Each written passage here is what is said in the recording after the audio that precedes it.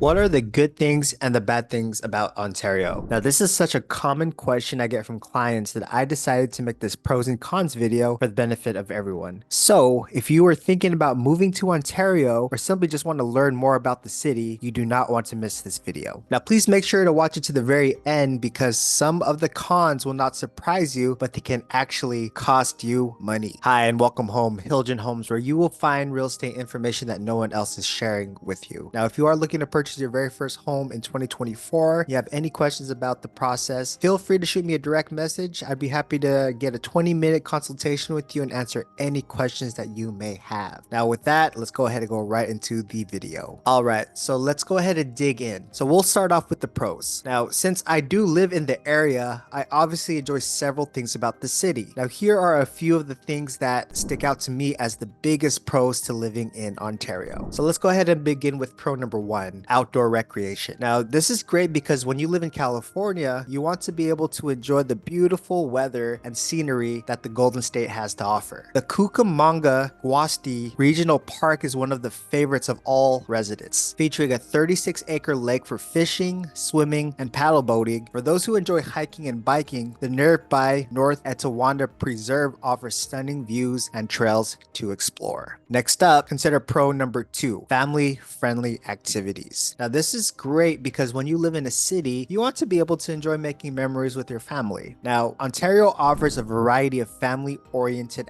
attractions, ensuring that there's always something fun to do. The Graver Olive House, a historic site dating all the way back to 1894, offers tours that educate visitors about the production of olives and olive oil. Now, for a day of excitement, the Scandia Amusement Park features thrilling rides, arcade games, and mini golf for all ages. All right, so pro number three is the shopping experiences. Now, this is important because it's always nice to have a local mall to spoil yourself, to watch a movie, or simply get a bite to eat. Ontario is a shopper's paradise. With plenty of options for retail therapy, the Ontario Mills Mall is the largest shopping center in the Inland Empire, featuring over 200 stores, including major retailers like Nordstrom Rack, Saks Fifth Avenue off Fifth, and even the Nike Factory Store, which is one of my personal favorites. For a more local experience, the weekly Ontario Farmers Market offers fresh produce, handmade crafts, and delicious food vendors. It's a great way to spend the weekend with the family. Hey, by the way, feel free to grab my free ebook, A First-Time Homebuyer's Guide to Purchasing. This ebook will help answer any questions that you may have about purchasing your very first home. You could simply get it now by clicking the link down below. All right, so pro number four is home prices. Now, I've included this pro because buying a home in California is tough. So finding a city that is growing and affordable is a fantastic combination for any millennial first-time homebuyer ready to lay down their roots. So compared to the US average of $417,700, Ontario's average home price is only $641,776. Now, although this is higher than the US average, this is much more affordable than neighboring homes in Orange County, LA County, and San Diego County.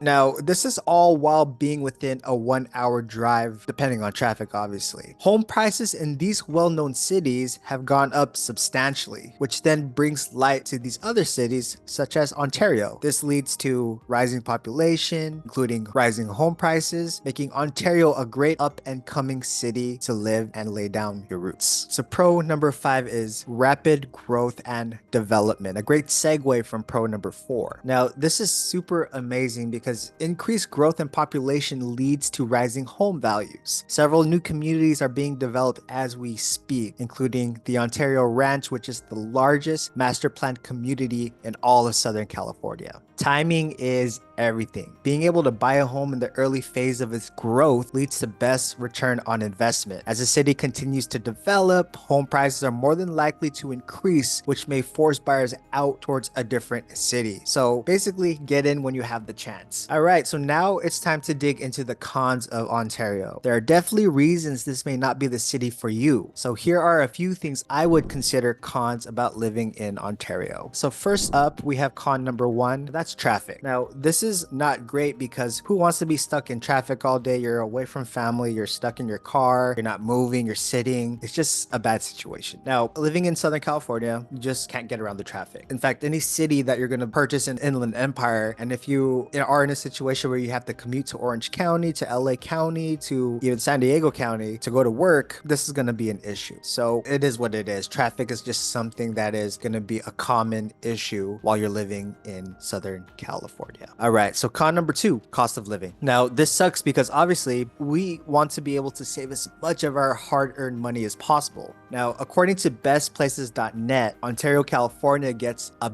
best places cost of living score of 118.6, which means the total cost of housing, food, childcare, transportation, healthcare, taxes, and other necessities is 18.6% higher than the US average and 20.9% higher than the average for California. It's basically saying Ontario is a little bit more expensive versus other cities, both in the US and in California. Now, it's one of those things where you put things side by side, is getting more bang for your buck, getting a larger home for even a cheaper price versus, going to LA County where, you're in crowded situation, literally traffic is everywhere. You're not going to get that big of a house. You're going to have to pay $1 million for like a basic 1,200 square foot home, maybe smaller, but the property taxes, the taxes in general, it just might be cheaper versus living in Ontario. I will say this. The influx of new millennial first-time homebuyers is coming. It's happening as we speak in the Inland Empire. So a lot of these people have made that decision that they're willing to, make the sacrifice of getting more bang for your buck, doing a little bit of a commute, filling up these cities in the Inland Empire. If you want to dive a little deeper into the cost of living into Ontario, I do have a video. Definitely check it out.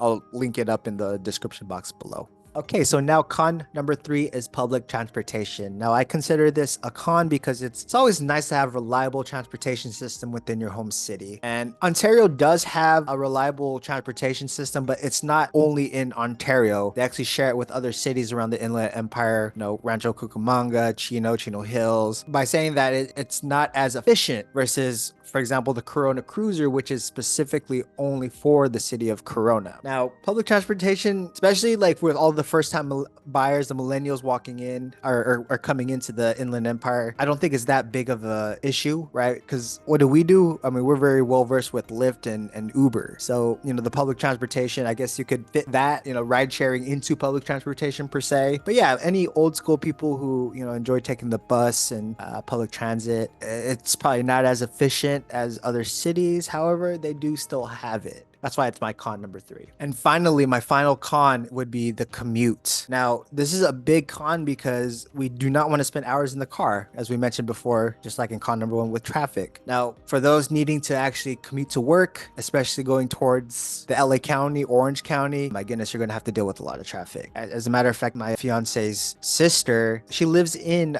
Chino Hills, Eastvale area, and then she has to work at Irvine. And she's having to drive 5 days a week, and she's literally spending 3 hours in the car, right? An hour and a half there, an hour and a half back. She's starting work at 8 a.m. So she's leaving at 6, and then she doesn't get back to the Inland Empire until 7 o'clock. It's taxing. It's a lot. It really probably isn't good for your mental health. It's definitely not good for your physical back being in the car for that long, 5 days a week. It's a tough sacrifice to make, right? And the commute is real. You'll absolutely start to feel it the longer you do it. So if you are lucky enough to have the option to work from home, that's fantastic. If you are working for a company where you could have like a hybrid system, you could work 2 days from home, 3 days up to the office, or if you're a real estate agent, and you're able to work from home as long as you have internet connection, so far and so forth, that would be the most ideal situation, buying a home in the Inland Empire, not having to deal with the traffic, the long commutes, so far and so forth. But yes, the commute is real. It's taxing. It'll absolutely catch up. So if you do plan on buying a home in the Inland Empire, you do have to commute. Just understand that it's going to be something that will catch up, and it's not easy, right? It's absolutely a sacrifice that you have to be ready to make for yourself. Now, overall, I would consider Ontario a good choice for anyone who likes affordable home prices, but a poor choice for anyone who isn't into traffic and commuting to work. Now, you have the information you need to make that decision. Armed with the list of pros and cons, you can decide if Ontario is a place to which you want to move, or if you'd rather just continue to look. Other cities cities in the Inland Empire, or you do not want to make that commute and you want to be closer to work, Orange County, LA County, so far and so forth. There are a lot of great cities nearby with different pros and cons to consider as well. So do your own due diligence, do your own research, talk to a professional, talk to others who live there, and figure out what feels right for you and your family. Now, if you do like what you hear and you are hoping to make Ontario your home, let me know. I'd be happy to help. Shoot me a direct message. We could schedule a free 30-minute consultation, talk about the city, talk about the process of purchasing your own home. I would love to be a resource for you in the future. And again, don't forget to download my free first-time homebuyer's guide to purchasing a home. It's a very, very useful tool that you should have in the tool belt. This is a good year to purchase, especially if and when interest rates begin to drop. So let's do it, guys. Let's make the dreams happen. Welcome home, Hiljin Homes. See you in the next video.